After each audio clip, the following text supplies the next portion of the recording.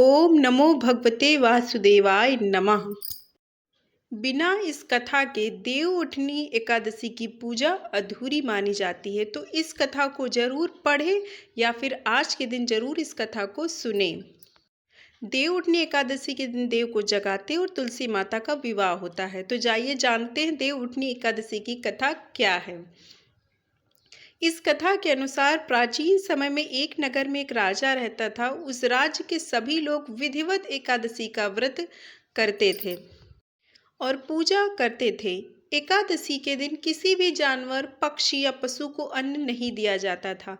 उस नगर के राजा के दरबार में एक बाहरी व्यक्ति एक नौकरी पाने के लिए आया। तब राजा ने कहा कि काम तो मिलेगा, लेकिन हर महीने 2 दिन एकादशी व्रत पर अन्न नहीं मिलेगा। नौकरी मिलने की खुशी पर उस व्यक्ति ने राजा की शर्त मान ली। उसे अगले महीने एकादशी के व्रत पर अन्न नहीं दिया गया।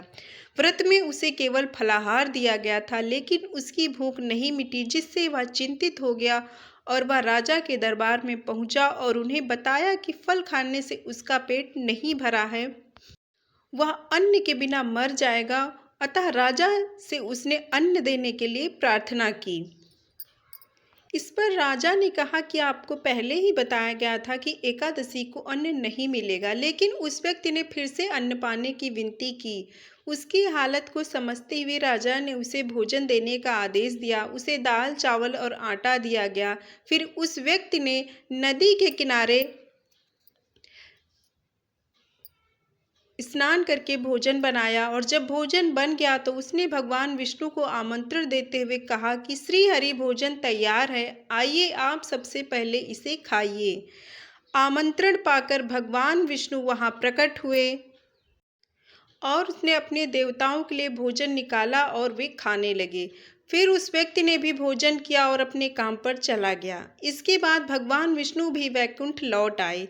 अगली एकादशी पर उसने राजा से 2 गुना अन्न की मांग की और उसने बताया कि पिछली बार वह भूखा था, क्योंकि उसके साथ भगवान ने भी भोजन किया था। उस व्यक्ति की यह बात सुनकर राजा आश्चर्यचकित हो गया। राजा ने कहा कि हमें विश्वास नहीं है कि भगवान ने भी आपके साथ खाना खाया है।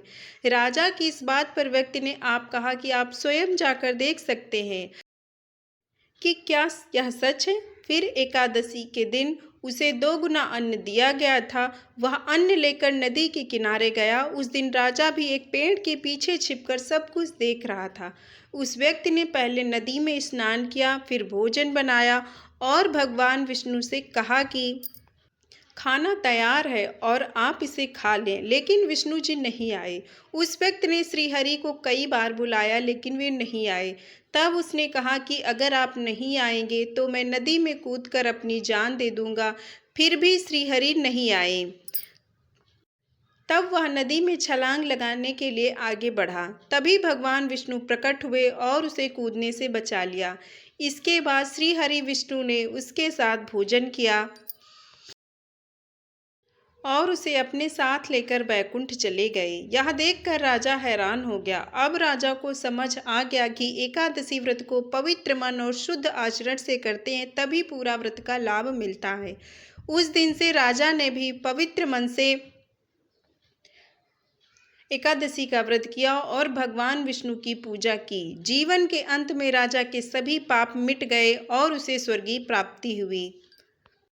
बोलो श्री सत्यनारायण भगवान की जय। इस प्रकार से एकादशी के दिन इस कथा को आप जरूर पढ़ें या फिर सुने। माना जाता है कि कथा बिना पढ़े कोई भी व्रत अधूरा माना जाता है। इसके अलावा और भी 2-3 इससे जुड़ी कथाएं, मान्यताएं हैं जो कि मानी जाती हैं।